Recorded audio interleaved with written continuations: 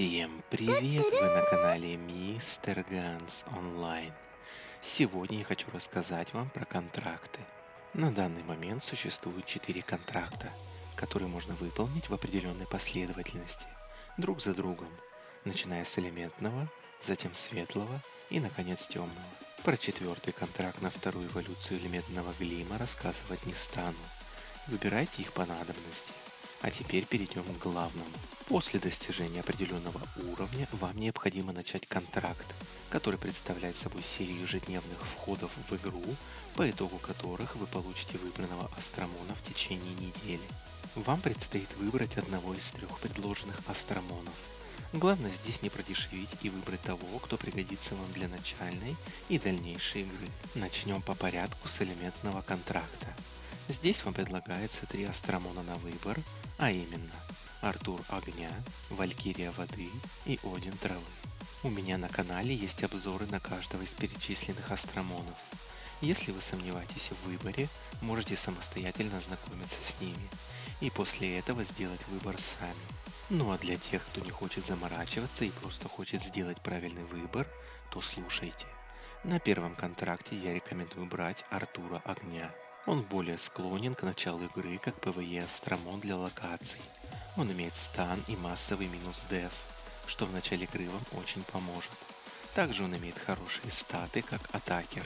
Вы скажете, что Валькирия воды и Один травы тоже имеют массовый минус деф. Но для ПВЕ в начале эти 2 особы будут вам менее полезны, потому что Артур огня сочетает в себе больше ПВЕ потенциала. При прохождении серии квестов на локациях где-то вам может не хватать минус дефа, а где-то стана. Поэтому первые контракты предусматривают получение обоих нужных скиллов. Конечно, выбор за вами, но если потом вы попадете в ситуацию, где вам понадобится стан, прочитать будет уже поздно. Следующий светлый контракт. Здесь вам предлагают выбрать одного из следующих астромонов. Артур света, Валькирия света и Один света. В этом контракте однозначно рекомендую выбрать Артура света. Также, если сомневаетесь, можете посмотреть обзор на моем канале. Артур света один из самых сильных атакеров, который еще имеет шок, что делает его еще опаснее. Он решит все ваши трудности с уроном в ПВЕ раз и навсегда. А также он станет для вас первым главным атакером для арены. Сразу же скажу вам про одну особенность, которая очень сильно вам поможет в начале. О ней вы можете и не узнать самостоятельно, просто не разобравшись.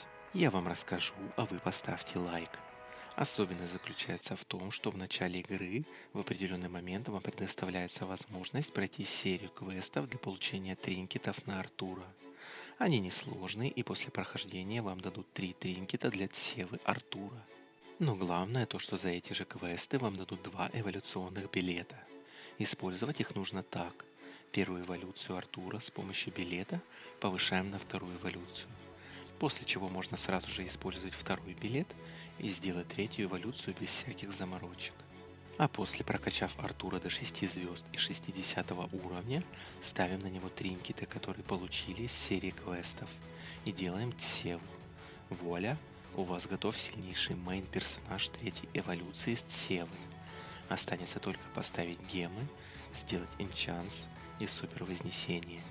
Об этом вы можете узнать в обзоре на моем канале. Ну и последний контракт тьмы. Здесь вам предлагают выбрать из следующих астромонов. Артур тьмы, Валькирия тьмы и Один тьмы. В этом контракте нужно выбрать либо Один тьмы, либо Валькирию тьмы. Посмотрев обзор на моем канале, вам станет ясно, что Артур тьмы вышел из нынешней меты и не оправдает выбора в его пользу. А что касается 2 других астромонов, то вам предстоит сделать непростой выбор. Основываться он будет на уже имеющихся аналогах или командах, а также в том, какое направление в игре вы выберете для себя в первую очередь.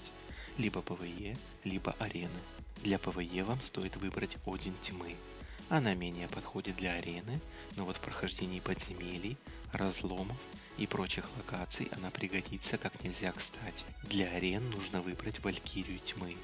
Ее скиллы не особо помогут в ПВЕ, а также есть лучшие аналоги для этого направления. А вот для арены она будет очень полезна, а в правильной команде даже незаменима.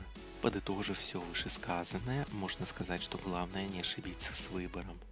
От этого зависит, насколько тяжелее или проще будет протекать ваша прокачка, ибо заменить астромонов после уже не получится.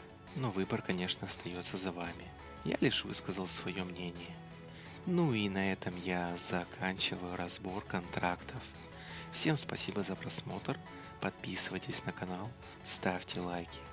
Ну а с вами был Мистер Ганс. Всем удачи, всем пока.